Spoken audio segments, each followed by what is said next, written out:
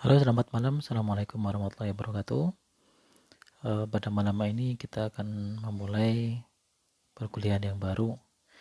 Nah, dalam pertemuan ini kita akan membahas mengenai mata kuliah metrologi industri dan kontrol kualitas. Nah, untuk mata kuliah ini untuk kelas sore akan diampu oleh saya sendiri.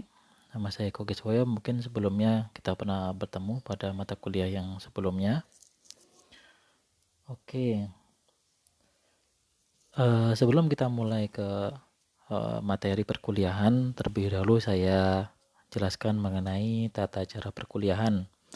Karena sebelumnya seperti yang kita ketahui, peraturan dari kampus mewajibkan perkuliahan dilakukan secara online, sehingga perlu kita pahami terlebih dahulu tata cara apa saja yang kita buat di sini. Nah, yang pertama adalah mengenai materi dan pembahasan akan diberikan dengan sarana menggunakan file presentasi seperti yang sedang kita lakukan maupun dalam bentuk video seperti yang sekarang saya buat dengan saya memberikan suara untuk penjelasan. Kemudian saya harapkan mahasiswa memiliki buku referensi yang tercantum pada mata kuliah ini. Nanti akan saya informasikan buku referensi yang akan kita gunakan.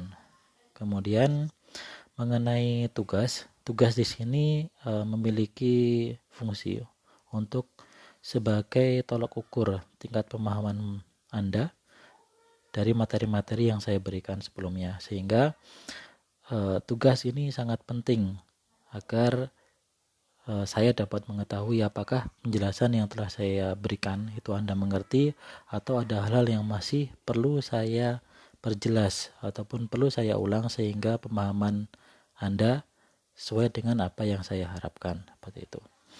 Kemudian mengenai tugas sendiri akan saya upload di Google Class. Kemudian jawaban ditulis dengan manual atau tangan. Nanti Anda buat sebuah buku ya, minimal Anda buat sebuah buku yang di situ berisi soal dan juga jawaban dari tugas-tugas yang saya berikan, sehingga ketika Anda ingin belajar Anda sudah mempunyai catatan tersendiri dari materi-materi yang saya buat. Dan biasanya tugas-tugas itu merupakan poin-poin penting dari materi yang saya jelaskan, sehingga kalau Anda memiliki catatan itu, saya rasa kedepannya Anda akan bisa lebih mudah dalam memahami materi yang saya berikan pada mata kuliah ini. Kemudian untuk batas penerimaan tugas itu tercantum pada postingan tugas yang diberikan. Biasanya saya berikan deadline ataupun target waktu maksimalnya misalkan 1 hari atau 2 hari Anda harus mengumpulkan tugas yang saya minta. Kemudian untuk absensi, mahasiswa diwajibkan absen pada setiap kuliah dengan cara menuliskan nama dan NIM pada setiap materi kuliah yang diposting pada saat jam perkuliahan.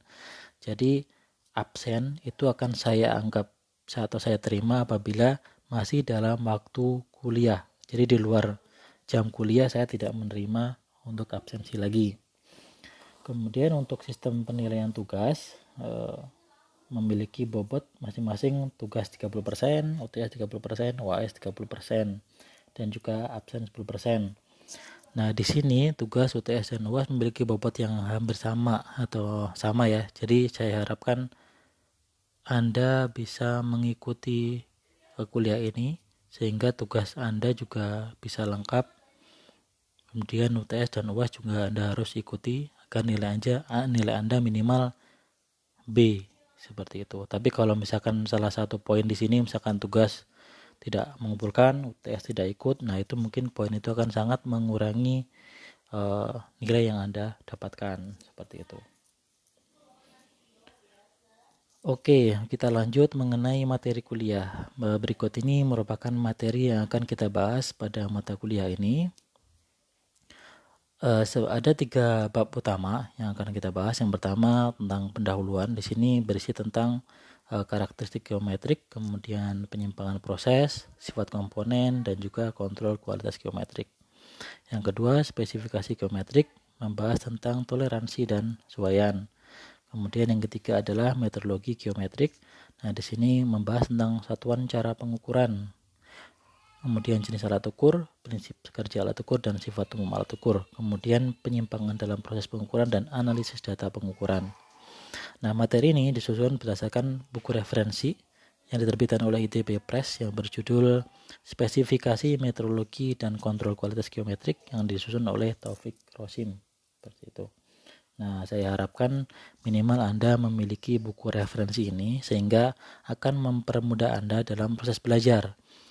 Biasanya poin-poin yang saya sampaikan di materi kuliah itu merupakan poin-poin yang penting dari materi yang ada di buku ini, sehingga secara detail, secara pembahasan detail tidak akan dilakukan di materi kuliah, sehingga Anda perlu memiliki buku itu untuk memahami poin-poin lain yang lebih detail dari buku ini, seperti itu. Oke, kita lanjutkan kepada materi kuliah ya. Nanti kalau misalkan Anda yang ingin bertanya atau ada yang perlu ditanyakan, Anda bisa tulis di Google Class ataupun di WhatsApp. Nanti kita akan bahas di situ.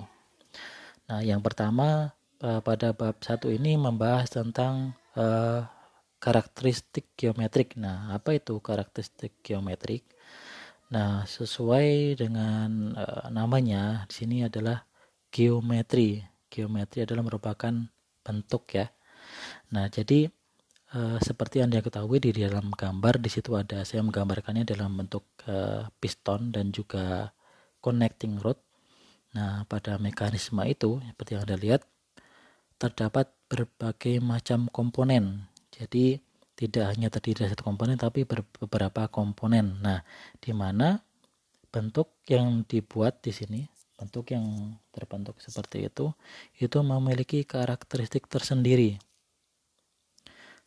Baik ditinjau dari geometrinya, kemudian ditinjau dari fungsinya, kemudian dari materialnya, berarti akan memiliki karakter yang berbeda-beda. Nah, sehingga dapat kita simpulkan di sini bahwa desain sebuah produk, nah di sini yang Anda lihat adalah desain sebuah mekanisme piston, pergerakan piston yang di situ didukung ataupun digerakkan oleh engine. Digerakkan oleh proses pembakaran, sehingga memerlukan berbagai macam mekanisme seperti pergerakan piston. Pergerakan piston yang linear di situ akan dirubah menjadi pergerakan rotasi oleh connecting rod seperti ini. Nah, sehingga desain yang dengan bentuk yang seperti ini itu akan mendukung part tersebut sesuai dengan fungsinya. Ya, jadi fungsi yang pertama adalah fungsi dari piston untuk menyalurkan energi yang terjadi pada saat proses pembakaran, kemudian dikonversi menjadi pergerakan linear, kemudian disalurkan kepada connecting rod yang di situ yang merubah atau mentransmisikan dari pergerakan linear yang dilakukan oleh piston nanti akan dirubah menjadi pergerakan rotasi yang dilakukan oleh shaft, seperti itu. Sehingga desain ataupun bentuk produk yang seperti ini itu sudah sesuai dengan fungsinya, sehingga memiliki karakter fungsi yang tersendiri antara piston dan juga connecting rod. Jadi bentuk dari produk tersebut memiliki karakter tersendiri sesuai dengan fungsinya. Nah, kemudian ditinjau dari geometrinya. Nah, geometri piston seperti yang Anda lihat, geometri piston dan juga geometri connecting rod memiliki geometri yang sangat berbeda. Nah, karena memiliki karakter yang tersendiri. Karena piston itu bentuknya seperti itu, bentuknya silindris. Ya. Kemudian untuk connecting rod bentuknya berbeda dengan piston. Nah, itu namanya karakter geometri. Jadi bentuknya jelas sangat berbeda dan memiliki spesifikasi tersendiri. Nah, setiap benda memiliki spesifikasi yang tersendiri. Kemudian secara material. Nah, secara material juga akan memiliki karakter yang berbeda. Seperti piston, pasti materialnya akan berbeda dengan connecting rod yang di sini Anda lihat seperti itu. Nah, jadi dalam membuat desain sebuah produk itu sebenarnya tidak hanya bergantung pada karakter geometri saja, tapi di situ bergantung pada karakter fungsi, kemudian karakter material seperti itu. Jadi geometrik di sini merupakan salah satu bagian dari sebuah desain produk seperti itu. Nah, kemudian yang selanjutnya adalah bagaimana hubungan antara karakteristik geometrik dan juga karakteristik fungsional. Nah, Anda bisa lihat pada gambar di situ adalah saya membuat gambar atau menyatukan gambar sebuah connecting rod. Nah, di situ seperti yang Anda lihat, pada connecting tersebut terdapat permukaan yang berbeda. Yang pertama ada permukaan yang berwarna gelap atau kusam, kemudian ada permukaan yang berwarna sedikit mengkilap. Nah, dari perbedaan secara visual tersebut ya, dari warna seperti itu kita dapat melihat karakter dari benda tersebut dilihat dari segi fungsinya. Jadi jika bagian tersebut memiliki atau diperlukan pemasangan dengan part yang lain, pasti akan memerlukan proses tersendiri, baik itu proses machining atau proses yang lain, sehingga dapat kita katakan bahwa jika suatu bagian membutuhkan suatu fungsi atau dibutuhkan suatu fungsi yang lebih spesifik, maka di situ membutuhkan proses. Nah, di sini pada connecting rod ini ada yang berhubungan dengan pin dan juga ada yang berhubungan dengan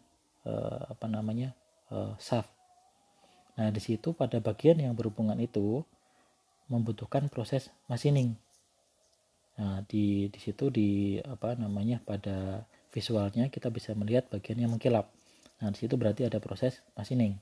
Sementara bagian yang terlihat gelap ataupun kusam, di situ merupakan permukaan dari proses yang sebelumnya, baik itu proses forging maupun proses casting, seperti itu.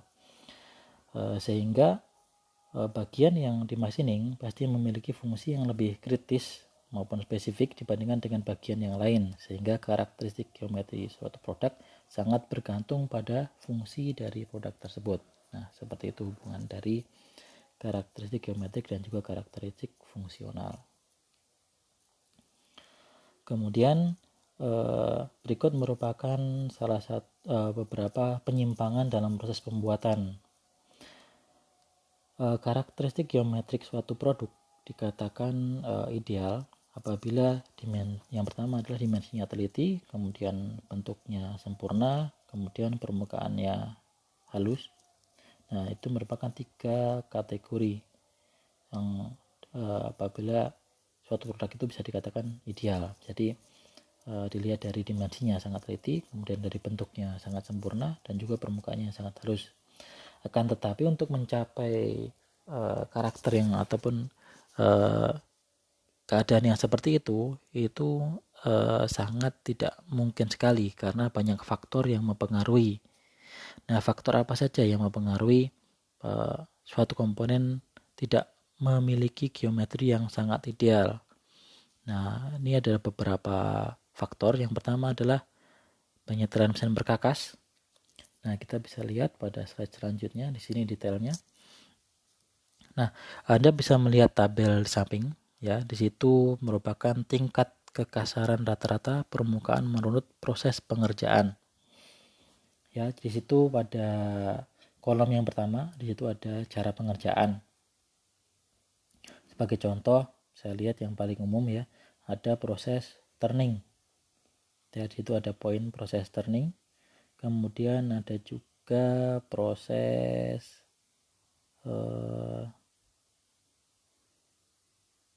sebentar saya lihat tuh. Nah, itu ada proses yang rimming atau rimmer. Nah, di situ ada poin turning dan juga rimmer. Mungkin Anda sebagian sudah mengetahui apa itu proses turning dan apa itu proses rimmer atau rimming. Nah, kedua proses ini sama-sama proses machining. Hanya saja dilihat dari segi alat yang digunakan itu akan atau tool yang digunakan itu berbeda, sehingga akan menghasilkan kategori ataupun tingkat kekasaran yang berbeda pula. Nah, di situ jika Anda lihat di situ ada tingkat kekasarannya. Kalau turning itu di antara 12,5 sampai 1,6. Tapi kalau untuk rimming itu 3,2 sampai 0,8 ya. Jadi berbeda proses, berbeda juga hasilnya. Sehingga semakin teliti ataupun semakin semakin bagus mesin yang kita gunakan atau semakin teliti mesin yang kita gunakan atau menghasilkan produk yang semakin teliti pula. Tapi semakin kasar proses yang kita gunakan, misalkan prosesnya dengan manual atau dengan tangan, maka akan menghasilkan permukaan yang sesuai dengan proses yang kita kerjakan tersebut, seperti itu. Sehingga dapat dikatakan bahwa jenis proses yang dipilih akan mempengaruhi karakteristik geometrik suatu produk yang dihasilkan. Kemudian selanjutnya adalah pengukuran geometri produk. Seperti yang sudah Anda pelajari sebelumnya pada mata kuliah pengukuran teknik, di mana di situ dibahas mengenai tingkat ketelitian sebuah alat ukur, di mana pengukuran geometri dilakukan tergantung dari jenis alat ukur yang telah ditentukan, dan alat ukur tersebut akan mempengaruhi karakteristik dari produk yang dihasilkan. Contoh, saya lanjutkan pada pengukuran connecting rod di sini. Pada pengukuran diameter dalam lubang di situ yang ditandai dengan tanda panah.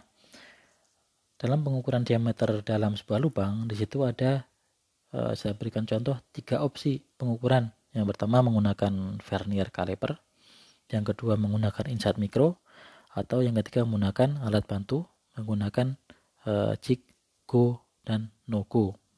Nah, dari ketiga alat ini kita dapat menilai bagaimana tingkat ketelitian dari 3 alat ukur ini dan juga bagaimana pemakaian ketiga alat ukur ini. Mungkin jika pada saat proses produksi massal kita akan lebih mudah menggunakan jig, go, dan no go. Karena apa? Di situ karena membutuhkan waktunya sangat cepat, dengan jig ini kita akan lebih mudah dalam pengecekan. Akan tetapi jika kita menggunakan atau kita memproduksi barang tersebut hanya untuk produksi yang bukan produksi massal tapi satuan, mungkin kita akan lebih nyaman jika menggunakan alat ukur seperti insight micro ataupun kaliper, tergantung dari tingkat toleransi yang diinginkan pada dimensi ataupun diameter lubang tersebut. Nah, sehingga banyak faktor yang mempengaruhi bagaimana sih cara pengukuran suatu produk gitu. Jadi setiap alat ukur itu sangat berpengaruh dari produk yang dihasilkan. Gitu. Nah, kemudian yang selanjutnya adalah gerakan mesin. Jika Anda lihat pada gambar, di situ ada contoh cara pengecekan kelurusan pada sumbu mesin bubut ya. Jadi jika Anda mengetahui mesin bubut, di situ ada komponennya, ada spindle, kemudian di situ ada eretan. Nah, pada spindle itu kita dapat mengecek tingkat kelurusannya, yaitu gerakan pada sumbu Z-nya ya. Jadi pada gerakan sumbu Z atau horizontal atau sejajar sumbu dengan benda kerja, gerakan ini akan berpengaruh terhadap tingkat kelurusan dari produk yang dihasilkan. Jadi ketika Anda melakukan proses pembubutan, ketika pengukuran cara pengecekan kelurusan yang pada sumbu mesin ini semakin bagus penyetelan ataupun pengecekan kelurusan ini, maka akan semakin bagus pula produk yang dihasilkan. Jadi di situ ada namanya pada toleransi geometri, Anda mungkin sudah mengenal namanya kelurusan ya. Jadi semakin bagus settingan pada mesin, tingkat kelurusan sumbu mesin, maka akan semakin bagus juga kelurusan geometri kelurusan dari produk yang dihasilkan. Seperti itu. Kemudian yang selanjutnya adalah keausan alat potong.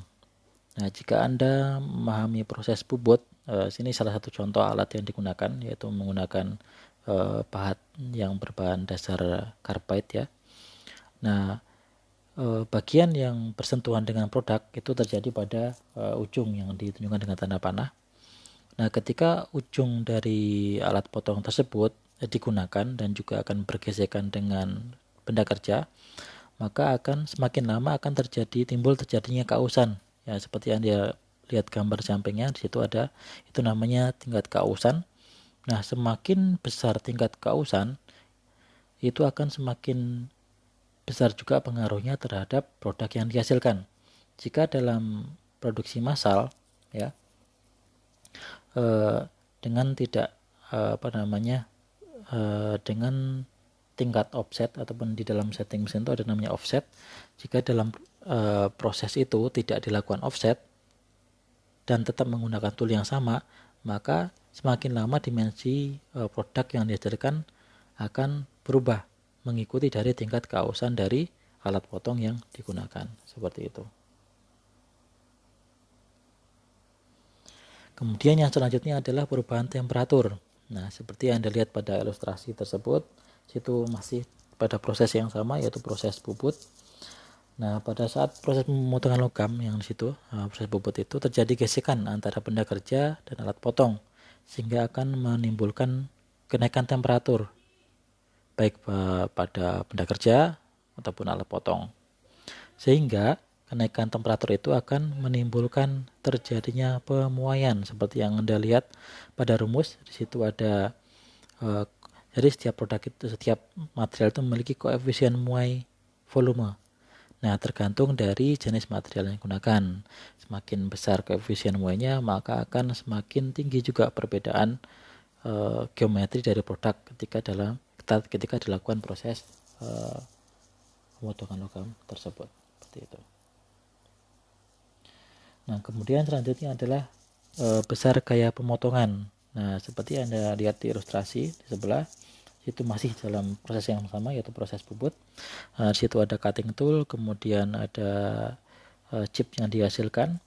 Nah, pada rumus yang di bawahnya, di situ ini merupakan rumus untuk menghitung defleksi yang terjadi pada holder.